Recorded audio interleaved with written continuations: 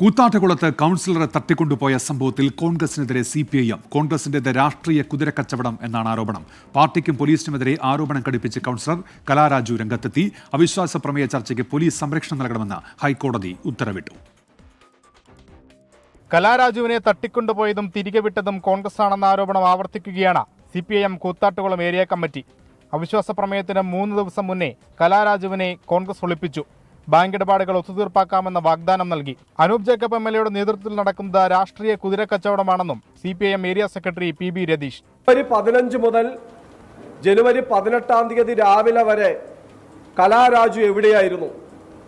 അതിനെ സംബന്ധിച്ച് ചില വിവരങ്ങൾ ഞങ്ങൾക്ക് ലഭിച്ചിട്ടുണ്ട്. ആ വിവരങ്ങൾ ഞങ്ങൾ പോലീസിന് കൈമാറും.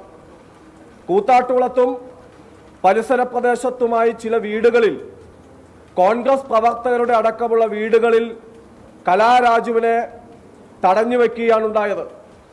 CPIM ആരോപണങ്ങൾ കലാരാജു തള്ളി. കാര്യങ്ങൾ മനസ്സിലാക്കാതെയുള്ള പ്രതികരണം ബാലിശമാണെന്നും കലാരാജു.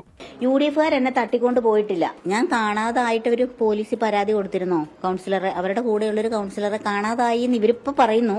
അപ്പോൾ ഞാൻ എവിടെയായിരുന്നു എന്ന് അങ്ങനെ അവർക്കൊരു പരാതി ഉണ്ടായിരുന്നെങ്കിൽ പോലീസ് അന്വേഷിച്ചില്ലല്ലോ. പോലീസ് സ്റ്റേഷനിലൊരു ഇൻഫർമേഷൻ ഉണ്ടോ ഞാൻ മിസ്സിംഗ് ആണെന്നുള്ളതിന്? കേസിൽ കലാരാജുവിന്റെ രഹസ്യമൊഴി നാളെ രേഖപ്പെടുത്തും. അവിശ്വാസ പ്രമേയ ചർച്ചയ്ക്ക് പോലീസ് സംരക്ഷണം നൽകണമെന്ന് ഹൈക്കോടതി ഉത്തരവിട്ടു.